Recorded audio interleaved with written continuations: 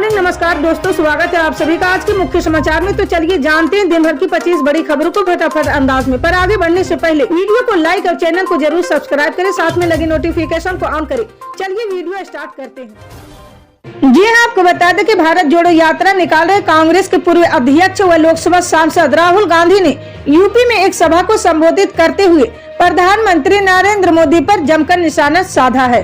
राहुल ने पीएम को निशाने पर लेते हुए कहा कि वे अरबपतियों का लाखों करोड़ों रुपए का कर्ज 1 मिनट में माफ कर देंगे, लेकिन किसान के भूखा मरने के बाद भी उसका कर्ज माफ नहीं करेंगे। उन्होंने कहा कि मोदी के 4 खास मित्र हैं। वो एयरपोर्ट, रेलवे सहित अन्य सरकारी विभागों का निजीकरण करके उन 4 मित्रों को सौंपना चाहते हैं। हमने सोचा कि संसद में काम के मुद्दे उठाएंगे। नोटबंदी, जीएसटी के गलत फैसलों पर बोलने की कोशिश की। जमीन अधिग्रहण कानून को जब मोदी सरकार लेकर आई तो रद्द करने की कोशिश की है, लेकिन हम जब भी पार्लियामेंट में बोलने की कोशिश करते हैं तो वो हमारा माइक बंद कर देते हैं।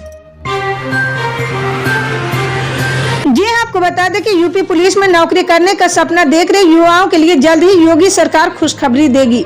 उत्तर प्रदेश पुलिस भर्ती और प्रोन्नति बोर्ड द्वारा जल्द ही यूपी पुलिस कांस्टेबल भर्ती 2023 के लिए नोटिफिकेशन जारी किया जा सकता है।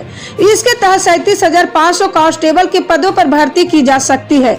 इन पदों पर भर्ती से संबंधित यूपी सरकार के वित्त एवं संसदीय कार्य मंत्री सुरेश खन्ना ने एक ट्वीट किया है।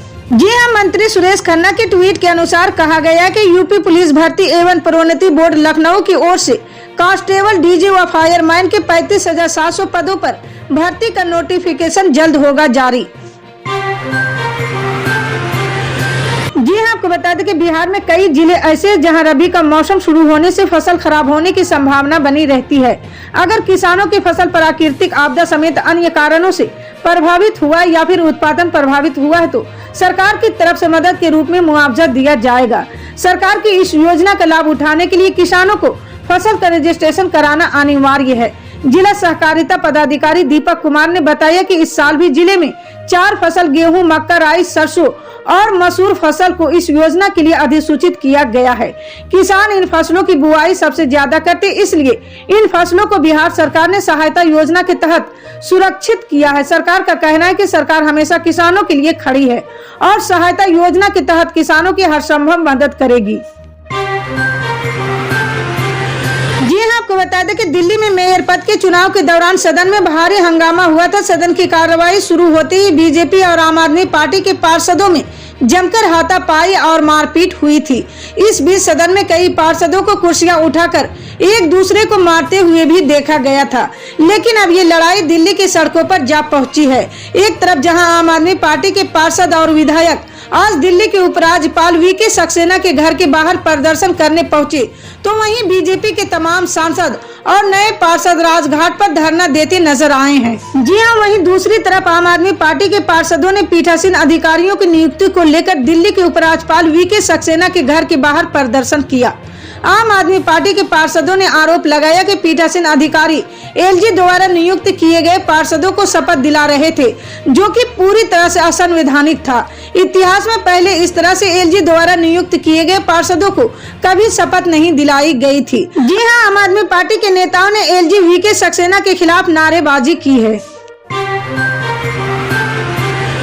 जी हाँ, आपको बता दें कि उत्तराखंड के जोशीमठ में हो रहे भूधसाव से स्थिति लगातार बिगड़ रही है। भूधसाव ने क्षेत्र के सभी वार्डों को चपेट में ले लिया। स्थिति की गंभीरता को देखते हुए पीएमओ लगातार मामले की निगरानी कर रहे हैं।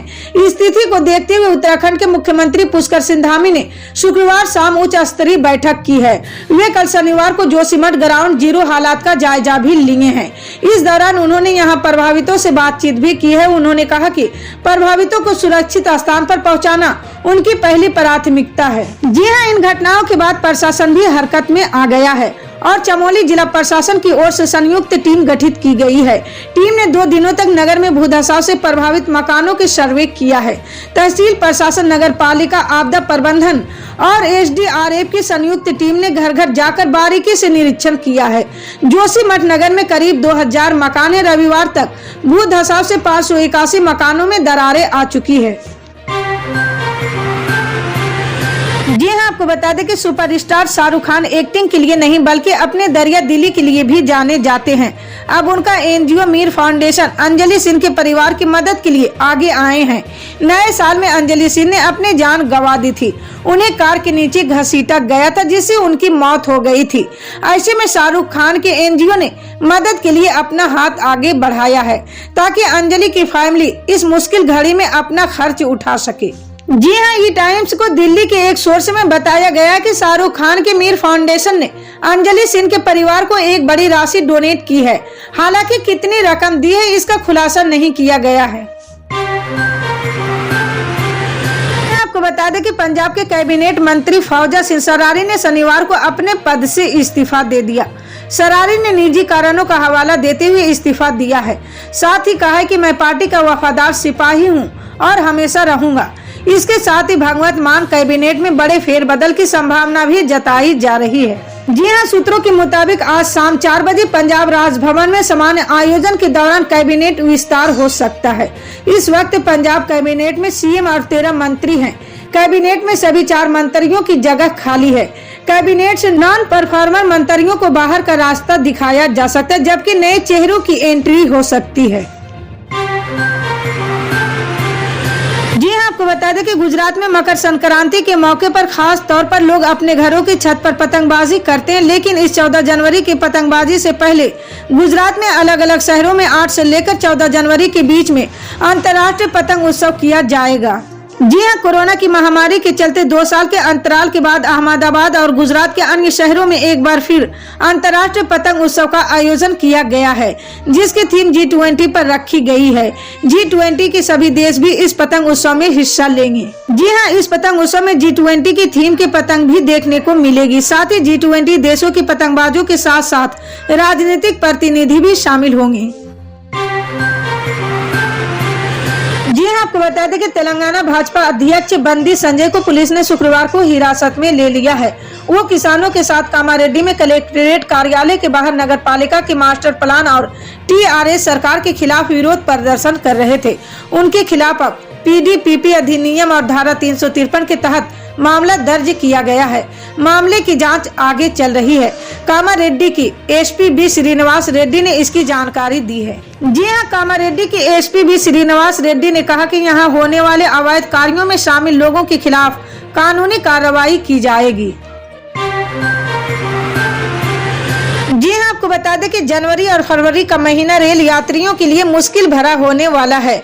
जी हां, जनवरी और फरवरी के महीने में कुल 28 ट्रेनें रद्द होने जा रही है। इसके अलावा दर्जन भर से ज्यादा ट्रेनों का रूट बदला जा रहा है।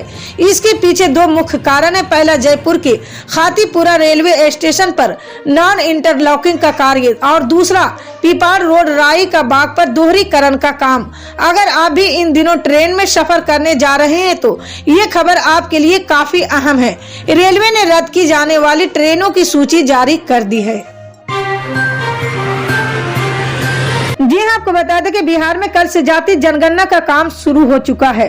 मुख्यमंत्री नीतीश कुमार ने जाति जनगणना के उद्देश्य को लेकर बताते हुए कहा कि शुरू से हमारी मांग रही थी कि पूरे देश में जाति जनगणना की जाए। इससे सभी के बारे में जानकारी हो सकेगी कि किसकी क्या स्थिति है, फिर उसके हिसाब से सभी के लिए काम किया जाएगा। बिहार के सभी दलों ने मिलकर निर्णय लिया कि जाति जनगणना की जाए। इसके बाद सभी दलों के नेता प्रधानमंत्री से मिलने गए थे, मगर उन्होंने कह दिया कि केंद्र सरकार जाति जनगणना नहीं कराएगी, राज्य सरकार चाहे तो करा ले। इसी तरह की पल पल की अपडेट जानने के लिए जुड़े रहे हमारे न्यूज इंडिया के साथ। मिलते हैं अगली बड़ी खबर में, तब तक के लिए जय हिंद।